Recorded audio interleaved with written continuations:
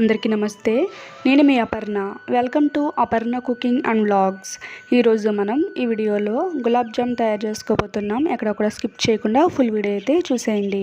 ముందుగా ఈ గులాబ్ జామ్ చేసుకోవడానికి ఎంటీఆర్ గులాబ్ జామ్ ప్యాకెట్స్ ఉంటాయి కదండి, అవి నేనైతే ఇక్కడ 2 ప్యాకెట్స్ తీసుకున్నాను. 2 ప్యాకెట్స్ కూడా చేస్తున్నాను. చూడండి, ఒక బౌల్ తీసుకుని ఈ ప్యాకెట్స్లో ఉన్న పౌడర్ ఉంటుంది కదా, అదైతే మనం బౌల్లో వేసుకోవాలి. చూడండి, వేసుకున్నాను కదా. కొన్ని టిప్స్ కూడా చెప్తాను మీకు. గులాబ్ జామున్స్ మంచిగా స్వీట్ షాప్ స్టైల్లోలా మనకైతే గులాబ్ జామున్స్ వస్తాయి. కొన్ని టిప్స్ కూడా ఫాలో అవ్వండి. లాస్ట్ వరకు అయితే చూడండి. చూసారు కదా, పౌడర్ అనేది వేసుకున్న తర్వాత నేను ఇక్కడ కాచి చల్లార్చిన పాలు అయితే వేసుకోవాలి. వాటర్ అనేవి వేయకండి. చూడండి, కాచి చల్లార్చిన పాలు అయితే వేసుకుంటున్నాను నేను. చల్లారి పెట్టిన పాలు ఇవి. చూడండి, చల్లారాక పాలని మనం ఈ విధంగా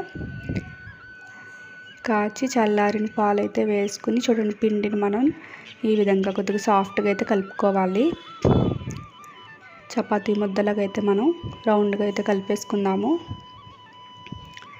చూడండి, నాకు ఇక్కడ మొత్తం ముందు ఫస్ట్ పాలు చూపించాను కదా, అవన్నీ కూడా నాకు పట్టినవి. లాస్ట్లో ఇంకొన్ని పాలు మిగిలినాయి అంతే ఫ్రెండ్స్. నెక్స్ట్ కొద్దిగా నెయ్యి అప్లై చేసుకోవాలి చేతికి. చూడండి, చేతులకి నెయ్యి రాసుకొని వీటిని మనం బాల్స్ కింద రెడీ చేసుకోవాలి. గులాబ్ జామ్స్ మీకు ఏ సైజులో కావాలితే మీరు ఆ సైజు అయితే చేసుకోవచ్చు. అంటే మీకు చిన్న సైజు ఇష్టం అయితే చిన్న సైజు లేదా పెద్ద సైజు కూడా చేసుకోవచ్చు. చూడండి, చూసారు కదా.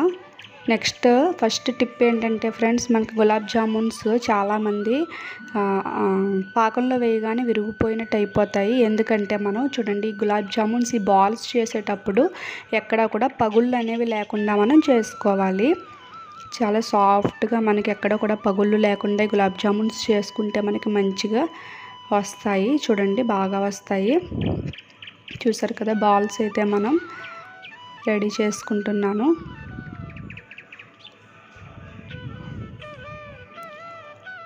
చూడండి, మనకు బాల్స్ అయితే ఈ విధంగా రెడీ అయిపోయినాయి. ఇప్పుడు మనం ఇవి వేపుకోవటానికి ముందు నేను ఎక్కడైతే పాకం పట్టుకుంటున్నాను, గులాబ్ జామున్స్ పాకం పట్టుకుందాము. చూడండి, గ్లాస్ షుగర్ తీసుకున్నాను.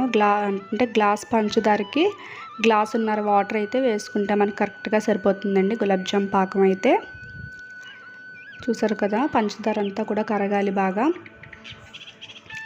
ఈ పాకానికి ఏంటంటే మనకి తీగ పాకం కానీ లేకపోతే చిక్కగా అవ్వాలి అలా మనకి ఏమీ లేదండి. జిగురు పాకం అని తీగ పాకం అని ఏమి ఉండదండి. గులాబ్ జామ్ పాకం ఏంటంటే మనకు ఆ పంచదార అనేది కరిగితే సరిపోతుంది. చూసారు కదా. తర్వాత నేను యాలకుల పౌడర్ అయితే వేసుకుంటున్నాను. ఈ యాలకులు పంచదార కొద్దిగా అంటే 2 స్పూన్స్ పంచదార అలాగే కొన్ని యాలకులు తీసుకుని నేను మిక్సీ పట్టుకున్న పౌడర్ అయితే వేసుకున్నాను. లేదా మీరు యాలకులు దంచుకుని కూడా వేసుకోవచ్చు. చూసారు కదా, బాగా కలుపుకోవాలి. ఇది ఒక మరుగు రావాలంటే కొంచెం మరిగాక మనకి స్టవ్ అయితే ఆఫ్ చేసుకోవచ్చు. పాకం అనేది మనకి రెడీ అయిపోతుంది. ఎటువంటి జిగురు కానీ ఎటువంటి తీగ పాకం కూడా అవసరం లేదు. గులాబ్ జామున్స్కి ఏంటంటే పంచదార అనేది కరిగితే మనకి చూడండి ఈ విధంగా అయితే సరిపోతుంది. చూసారు కదా. చూడండి, పాకం రెడీ అయింది. తర్వాత మనం ఇందాక గులాబ్ జామ్స్ బాల్స్ చేసుకున్నాం కదా, చూడండి కొద్దిగా ఆయిల్ అయితే వేసుకుని మీడియం ఫ్లేమ్లో పెట్టుకుని వీటిని అయితే ఫ్రై చేసుకోవాలి. హై ఫ్లేమ్లో పెట్టడం వల్ల ఏంటంటే లోపల మనకి బాగా అయితే ఉడకవండి, మెత్తగా ఉంటుంది పిండిలాగా. కాబట్టి మనం మీడియం ఫ్లేమ్లో పెట్టుకుని గులాబ్ జామున్స్ అన్నీ కూడా మంచి కలర్ వచ్చేంత వరకు ఫ్రై చేసుకోవాలి.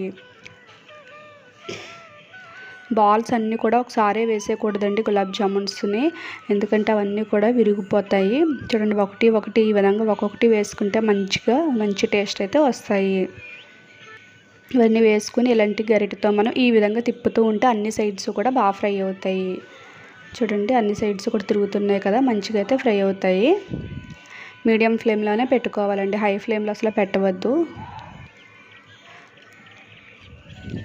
చూస్తున్నారు కదా, ఈ విధంగా మొత్తం అంతా కూడా ఎలా కలుపుతూ ఉంటే మంచి కలర్ వస్తాయి. అన్ని సైడ్స్ కూడా బాగా ఫ్రై అవుతాయి.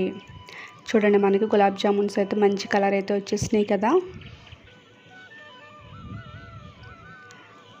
చూడండి, ఇలా అనుకునేటప్పుడు ఏంటంటే ఆయిల్ అంతా కూడా పోయి మనకి డ్రైగా కనిపించాలి. చూడండి, చూసారు కదా, ఈ విధంగా కనిపించాక మనం పక్కన పెట్టుకోవాలి.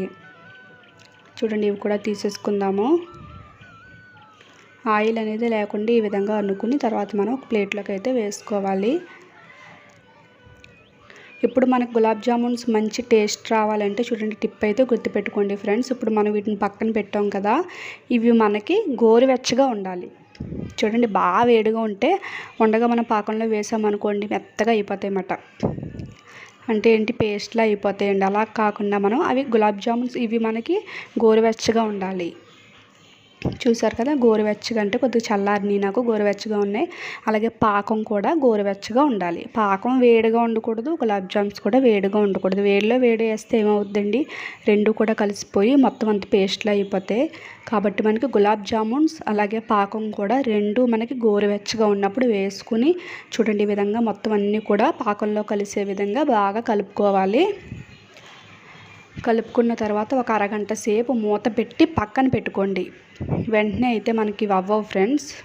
చూసారు కదా, ఒక అరగంట సేపు పక్కన పెట్టుకుంటే మనకి మంచిగా అయితే పీలుస్తాయి, బాగా పీలుస్తాయి పాకం అనేది. మనకి స్వీట్స్ షాప్ స్టైల్లో మన గులాబ్ జామ్ అయితే చూడండి రెడీ అయిపోయింది.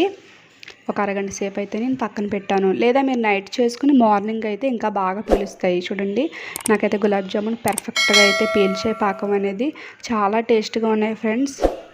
చూసారు కదా, చాలా సింపుల్గా చాలా టేస్ట్గా అయితే మనం రెడీ చేసుకున్నాము.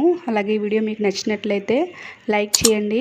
మీ ఫ్రెండ్స్ అండ్ రిలేటివ్స్ అందరికీ కూడా ఈ వీడియోని షేర్ చేయండి.